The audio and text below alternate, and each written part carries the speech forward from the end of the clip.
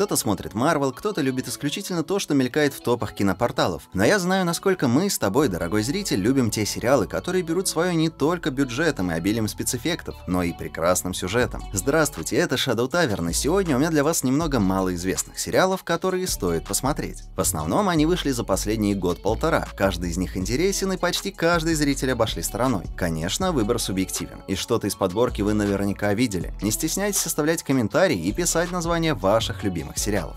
Тревожный звонок. Потрясающий научно-фантастический сериал, состоящий из 9 записей коротких телефонных разговоров. Это настоящая научная фантастика, исследование человеческих поступков, проверка гипотезы и раскрытие тайны. Прекрасная предпосылка и очень умный сценарий. Вероятно, лучше всего смотреть сериал, зная как можно меньше о сюжете. Сначала вам покажется, что это просто антология жутких историй. Затем на 3-м эпизоде вы поймете, что у всех звонков есть нечто общее, а к последним эпизодам вы будете в восторге и окажетесь загипнотизированы сюжетом. Кстати, визуальные эффекты на заднем плане — это не просто эквалайзер. На самом деле это очень важная часть сериала, которая дополняет голоса актеров, а иногда рассказывает и куда больше, чем знают сами герои о происходящем. И все это с помощью абстрактного цвета, формы и линий. Однозначно топовая фантастика, которую я бы рекомендовал всем фанатам жанра.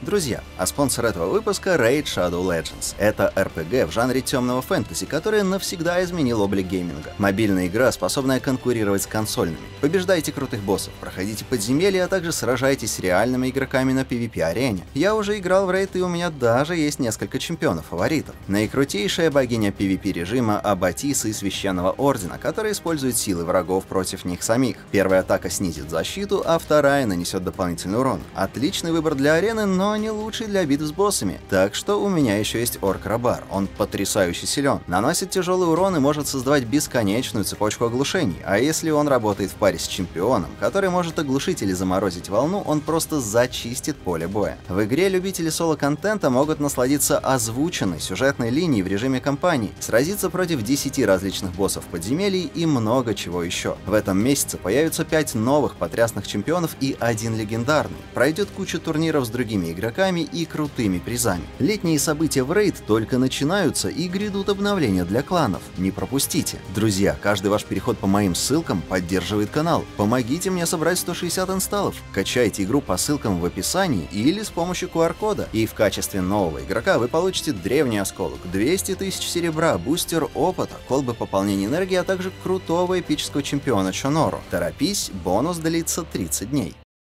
Парижская полиция 1900. Как услужливо подсказывает аннотация, в Сене найден труп неизвестной женщины. За расследование дела берется молодой амбициозный инспектор, и неожиданно расследование приводит его к раскрытию гостайны. И все же это не совсем детектив. По-настоящему захватывающий сериал о Париже конца 19 века, который, на удивление, оказывается не таким очаровательным, каким его обычно изображают. Режиссер действительно хорошо поработал над воссозданием атмосферы темной стороны города того времени. Преступления, жители, насилие. Время сложное, грубое. Сериал показывает самые глубокие и ужасные человеческие поступки и, сюрприз, политическую обстановку. Если вы хотите узнать немного больше о французской политике и настроениях в обществе начала 1900-х, то прекрасно, сериал определенно ваш. И вообще, после просмотра у меня сложилось впечатление, что именно это и было сутью ТВ-шоу. Показать современной аудитории то, каким был мир тех лет. Телешоу привлекает великолепным производственным дизайном, количеством деталей и сочетанием практически всех возможных жанров. Криминал, политика, драма, триллер, романтика и даже комедия. Сам создатель признался, что настаивал на том, чтобы шоу могло понравиться любому зрителю, и целью было охватить самую широкую аудиторию.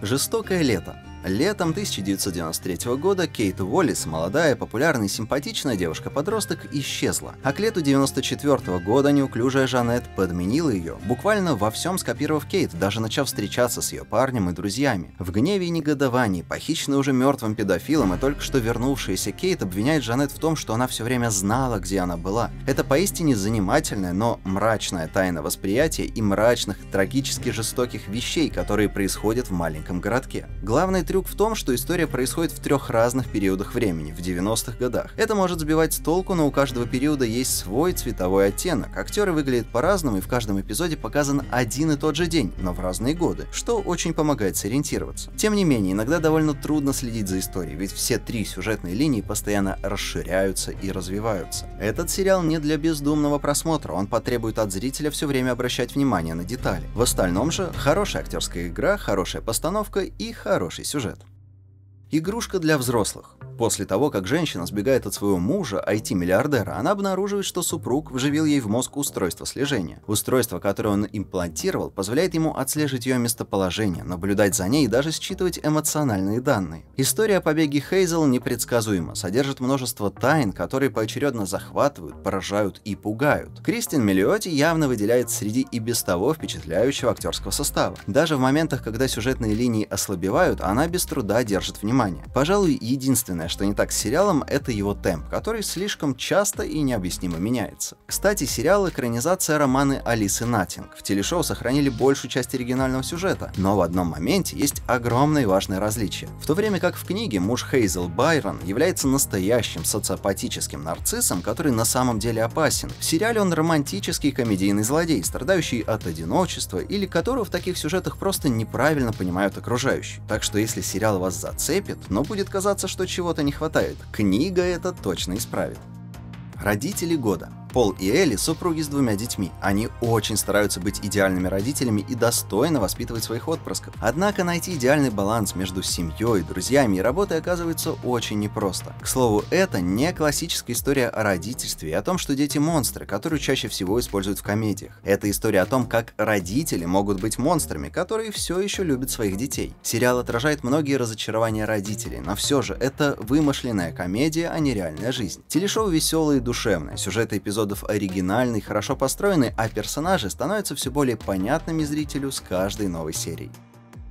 Охота на убийцу. В центре повествования расследование убийства 10-летней девочки Хелен Нильсон, убитой в 1989 году в городке Хёрбе. Это убийство потрясло не только местных жителей, но и всю Швецию. Самое интересное, что для бюджетного телешоу драма на экране захватывает с каждой серии все сильнее. Внешний вид соответствует описываемому периоду с 1989 по 2004, а незнакомые актеры лишь добавляют аутентичности. Нет никаких побочных сюжетов, перед нами просто работа полиции, показывающая сложность и некое разочарование от рутины. Сцены довольно жалкого образа жизни некоторых людей были искусно сняты, позволяют донести суть ситуации и при этом не становятся слишком предвзятыми. И это прекрасно, особенно если учитывать, что они основаны на реальных событиях, и в том числе именно поэтому здесь практически нет никаких сюжетных дыр и несоответствий, которые в драматических сериалах встречаются очень часто.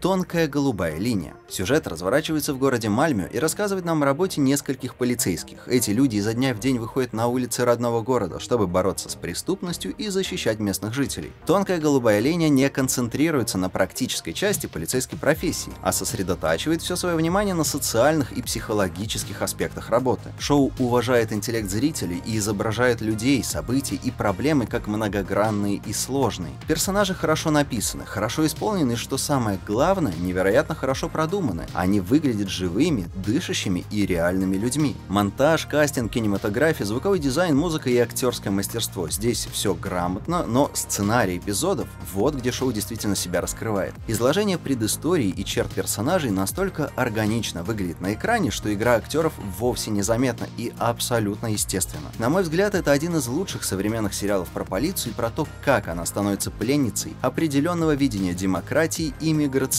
политики. На этом у меня сегодня все. Спасибо за просмотр. Если хотите поддержать канал, не забывайте подписываться, включать уведомления и делиться ссылкой на видео с друзьями. Обязательно оставляйте комментарии с названиями понравившихся вам, но малоизвестных сериалов. Уверен, они могут оказаться интересны и другим зрителям, а что-то я добавлю в следующее видео. И до встречи в новом выпуске. Пока.